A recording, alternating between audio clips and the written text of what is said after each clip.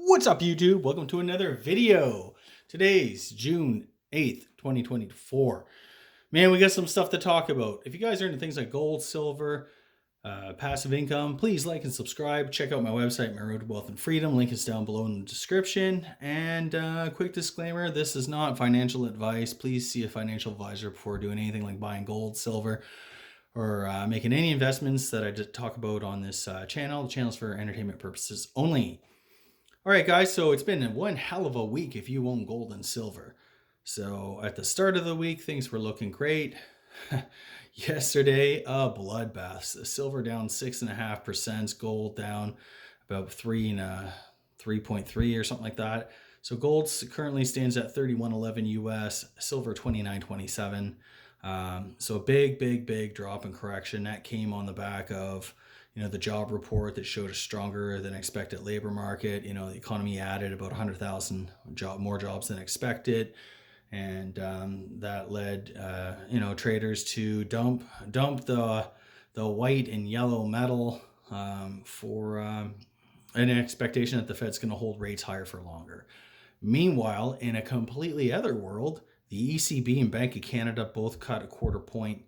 And ECB signaled that even though inflation is expected to remain higher going into next year, they're still doing this cut anyway. God, what a mess things are. Bank of Canada, same thing. They cut, just sort of cautioned in their guidance that they're not going to, rates aren't going to zero, but you can expect a few more cuts. So to me, like if I were to add anything onto those statements was, to say the least, of course they're going to be cutting a lot more. People up here in Canada are in debt up to their eyeballs.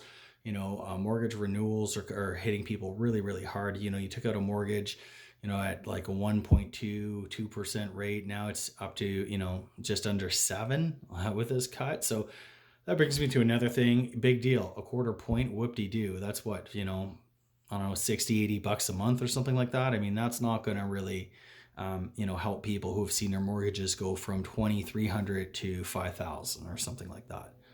So anyway, so on to some other news. That's why, as I said in my last video, price of gold is getting too high. Oh, the other big thing that kind of hit the gold market was news came out that the Chinese central bank stopped buying, didn't buy any in May.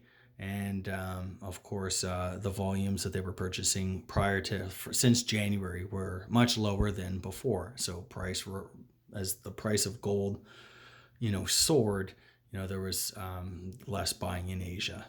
So at least from the government, offices and institutions and stuff. Now, again, with any of this information, grain of salt, people, take it with a grain of salt. There are these job numbers that came out in the US that were so great, guaranteed they're going to be revised downwards 6 months from now. Like the stuff that's coming out it's almost purposely designed to, fool people into thinking that things are okay. There's going to be a soft landing. For those who, subscribe or pay attention to the Austrian school, this could lead to like what's known as the crack up boom, where dollars and fixed income all that stuff's being dumped and going into hard assets like real estate, stocks, and precious metals, Bitcoin, whatnot. So Bitcoin had a big week as well, although it did start to sell off as well yesterday. I saw, at least in Canadian dollars, it was nearly 100K Canadian, and then I think it's down to 95 or whatever. But no, this is just what I was sort of hoping to see. I want to see a big correction, mainly because I've been unable to buy my 1 ounce gold maple this year, and I really want to get one. So I hope it comes right down. Hopefully gold will be back 2,300 or that's Canadian. I'd like to see a significant correction in the metals, and I still think we're probably in for a lot of hard times ahead. But these things don't play out overnight. This stuff happens very slowly over time. it's kind of like a push and pull, right? This thing with the Canadian dollar. So as soon as that happened, the Bank of Canada cut rates, bang, Canadian dollar dropped to 72 cents from 73 or something like that. And you know what I mean? Like, it's not going to zero tomorrow. It's going to be, and it's, they're going to try to maybe hold here. And then, of course, oil, right? The Canadian dollar was weak earlier in the week because the oil was taking a hammering as oil rose throughout the week and had a bit of a recovery, from $70 a barrel to 75. I mean, the Canadian dollar kind of perked up a bit, right? So it's, my point is that this stuff is complex. Nobody truly fully understands it, myself included. But I do just think, things tend to play out on a lot longer time frame than what we as in maybe individual investors would like to see. So that's all I'm saying.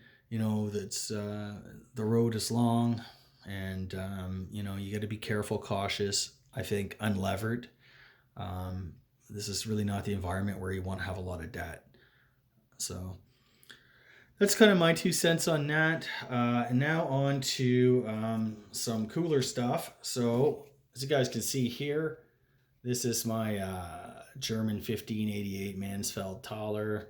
I was super, super stoked and excited to get this coin.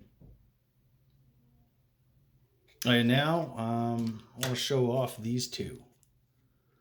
I managed to kind of get this one. It's a half Taler. And yeah, really great detail. I'm actually going to do just a video on these Talers themselves. So I won't spend too much time showing this off. And of course, I managed to pick this up. This is that silver dollar, 1958, the totem pole, and the young portrait of Queen Elizabeth II. Great coin.